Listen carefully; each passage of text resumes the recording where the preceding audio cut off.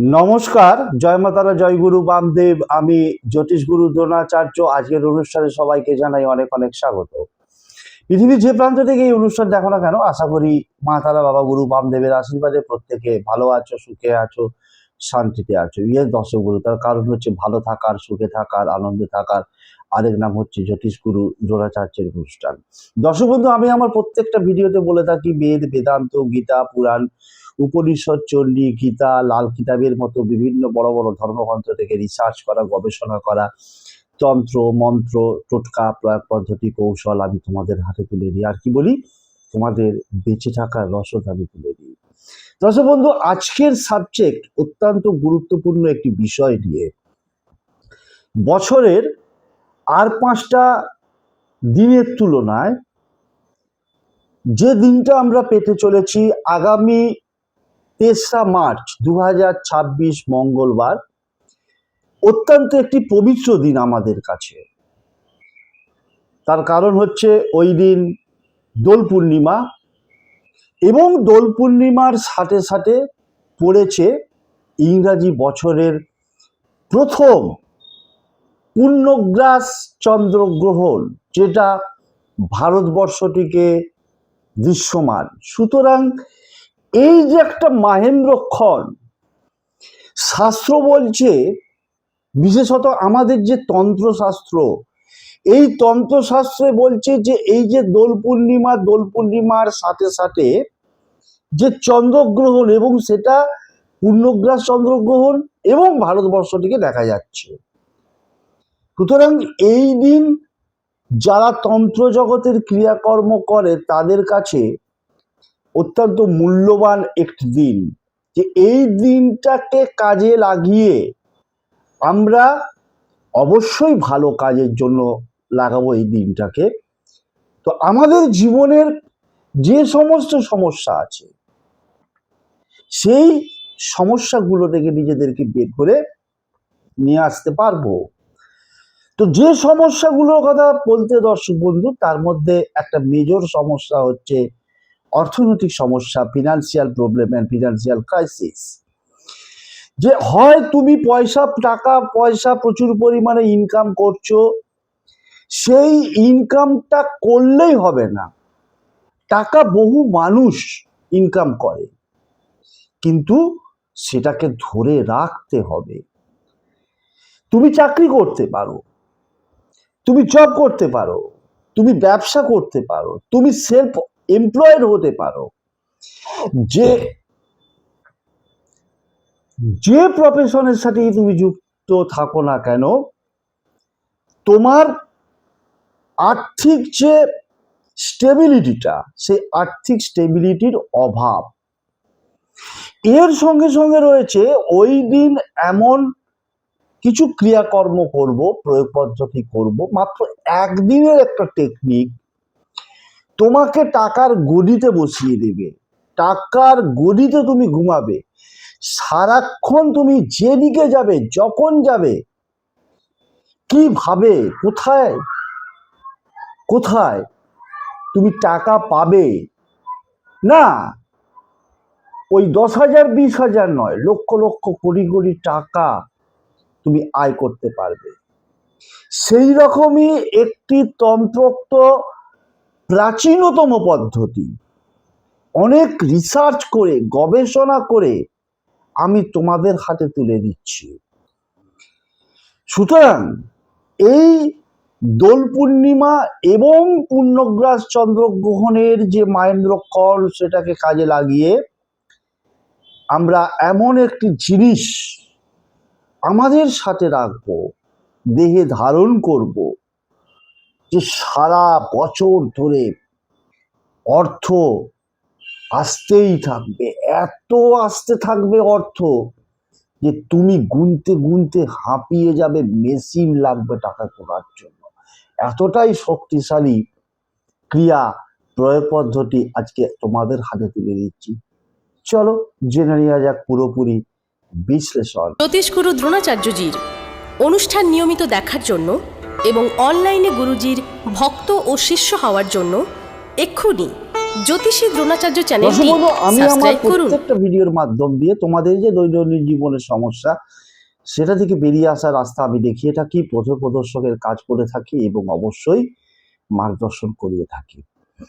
Video শুরুতে যে কথা বলেছি দর্শক বন্ধু, আগামী 2রা মার্চ 2026 সোমবার এই পূর্ণিমা পড়ছে। 3রা মার্চ 2026 মঙ্গলবার সন্ধ্যা পর্যন্ত এই পূর্ণিমাটা থাকবে।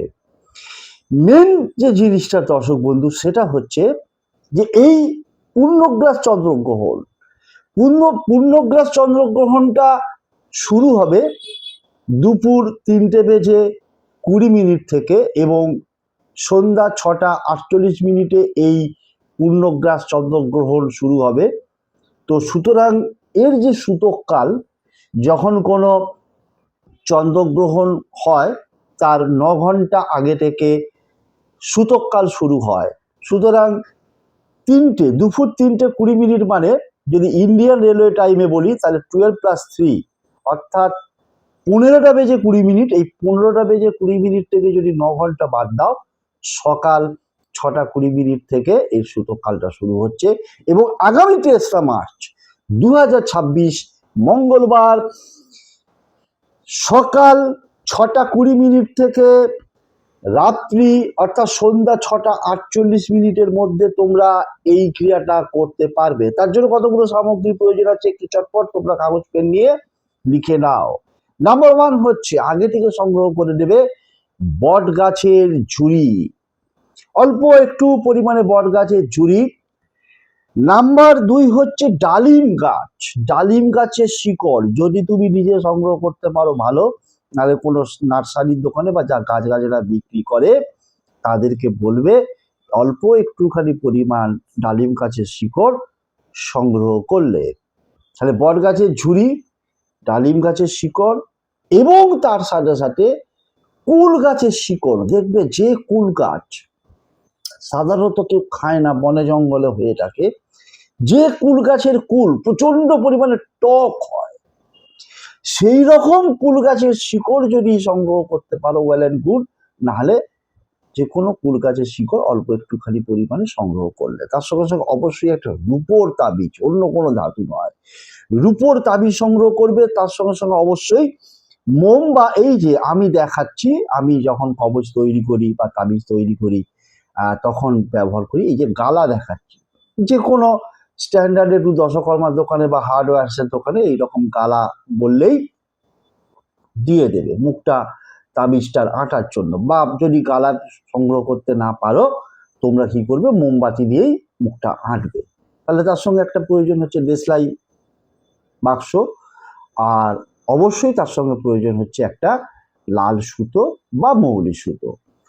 এইগুলো তুমি সংগ্রহ করলে, এইগুলো সংগ্রহ করে নিয়ে তুমি কি করছো, ওই যে বট গাছের ঝুড়ি, কুল গাছের শিকড় এবং তার সাথে সাথে ডালিম গাছের শিকড়, তিনটেকেই গঙ্গা জল বা শুদ্ধ জল দিয়ে ধুয়ে একটা কোনো কাপড় দিয়ে ভালো করে মুছে নেবে।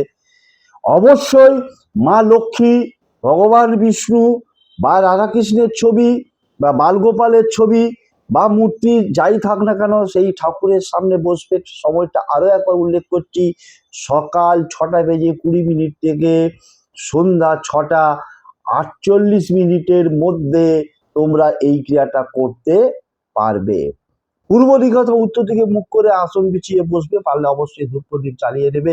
প্রথমে কি করবে, ওই রূপোর তাবিজের মধ্যে বট গাছের ঝুড়িটাকে ঢুকিয়ে দিলে, তারপরে তুমি কুল গাছের শিকড়টাকে ঢুকিয়ে দিলে, তারপরে তুমি ডালিম গাছের শিকড়টাকে ঢুকিয়ে দিলে। এর সঙ্গে আরো একটা জিনিসের প্রয়োজন আছে দর্শক বন্ধু, সেটা হচ্ছে দেখবে যখন তোমরা পুরী বেড়াতে যাও, পুরী বেড়াতে গেলে জগন্নাথ দেবের এই লাল রঙের বা মেরু রঙের দেখবে কাপড়ের পুল্লির মধ্যে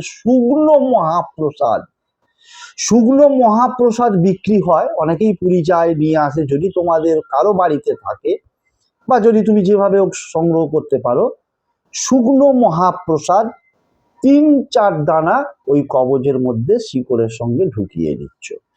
যদি মহাপ্রসাদ সংগ্রহ করতে না পারো তাহলে কয়েকটা আতপ চাল হোক, সিদ্ধ চাল হোক, গোবিন্দভোগ চাল হোক, 3-4 দানা চাল কবচটার মধ্যে ঢুকিয়ে দেবে, ঢুকিয়ে দিয়ে ভালো করে এই রকম যদি গালা পাও গালা, অথবা মোমবাতি দিয়ে মুখটাকে ভালো করে হেঁটে নেবে। হেঁটে নিয়ে তুমি কি করবে, ওই কবচটাকে তুমি পুরুষ নারী উভয় ক্ষেত্রেই বলছি, ডান হাতের তালুতে কবচটাকে রাখবে।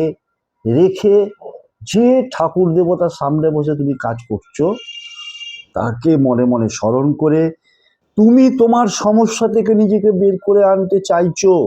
তোমার যে আর্থিক সমস্যা, তোমার যে ঋণে জর্জরিত হয়ে যাওয়া, তুমি যে প্রচুর পরিমাণে ধার করে ফেলেছো, সমাজে নাম যশ প্রতিষ্ঠা পেতে চাইছো, যে কোনো কাজে যাচ্ছ সেই কাজে তুমি বারবার বাধাপ্রাপ্ত হচ্ছ, তুমি সফলতা পাচ্ছ না, এই যে সমস্ত সমস্যা, কোনো মন্ত্রের প্রয়োজন নেই এখানে, সেইটাকে তুমি জানিয়ে তারপরে লাল সুতো বা মৌলি সুতো দিয়ে ওই তাবিজটাকে, রূপোর তাবিজটাকে বেঁধে নিয়ে পুরুষ হলে তুমি কি করবে, ডান হাতে ধারণ করবে, অথবা মহিলা হলে বাম হাতে ধারণ করবে। এটা শুধুমাত্র হাতেই ধারণ করা যাবে, গলায় বা কোমরে ধারণ করা যাবে না। সুতরাং তার সাথে সাথে বলে নেবো, যারা প্রথম এবং নতুন ভিডিও দেখছো তারা চ্যানেলটাকে সাবস্ক্রাইব করবে, পাশে থাকা বেল আইকনটা অল বলে প্রেস করবে, যাতে আগামী দিনে আপলোড করলে অনায়াসে তোমরা ভিডিওটা দেখতে পাও, এবং বেশি বেশি করে শেয়ার করতে ভুলবে না। সুতরাং প্রত্যেককে বলবো যে ওই দিনের যে চন্দ্রগ্রহণ, সেই চাঁদকে বলা হচ্ছে ব্লাড মুন, যেটাকে আমরা গোদা বাংলায় বলছি খুনি চাঁদ। সুতরাং এই যোগ দর্শক বন্ধু আমরা আর সচরাচর বেশ কয়েক বছর পাবো না। দোল পূর্ণিমা অত্যন্ত একটা গুরুত্বপূর্ণ দিন, আমাদের কাছে পবিত্র দিন, সেই দিন, এবং এই যে সূতককাল সকাল 6:20 থেকে শুরু হয়ে যাচ্ছে, প্রত্যেকটা খাবারের মধ্যে তুলসী পাতা দিয়ে রাখতে হবে। গর্ভবতী মহিলারা অবশ্যই সাবধানতা অবলম্বন করবে। তার সাথে সাথে বলবো যে ছুরি কাঁচি এই জিনিসগুলো গর্ভবতী মহিলারা কিন্তু কোনোভাবেই স্পর্শ করবে না, পারলে ধর্মগ্রন্থ পাঠ করবে অথবা শুনবে। এবং তার সাথে সাথে বলবো যে কোনো শুভ কাজ সকাল 6:20 থেকে সন্ধ্যা 6:48 পর্যন্ত কোনো শুভ কাজ করা যাবে না। এমনকি ঠাকুর দেবতাকে ওই সময়েও তাদের পায়ে বা চরণে যে আমরা রং দিই, আবির দিই, সেইটাও কিন্তু করা যাবে না, শাস্ত্র বলছে এই কথা। সুতরাং যে মানবে ভালো, যে না মানবে না সেটা তার ব্যক্তিগত ব্যাপার। শেষ করছে আজকের অনুষ্ঠান, দেখাবে পরবর্তী কোনো এপিসোডে নতুন কোনো টপিক নিয়ে। ততক্ষণের জন্য মা তারা, বাবা গুরু, বামদেবের কাছে একটাই করজোড়ে প্রার্থনা, আমার প্রতিটি ভক্ত, শিষ্য, ফ্যান, ফলোয়ার, সাবস্ক্রাইবার পৃথিবীর যে প্রান্ত থেকে এই অনুষ্ঠান দেখুক না কেন, তার প্রত্যেকে ভালো থাকুক, সুখে থাকুক, শান্তিতে থাকুক, তাদের মুখে হাসিটা বজায় থাক, সর্বোপরি তারা জয়ী হোক, জয়ী বাঙালি একমাত্র বলো। শেষ করছি আজকের অনুষ্ঠান। জয় তারা, জয় জয় তারা, জয় বাম, জয়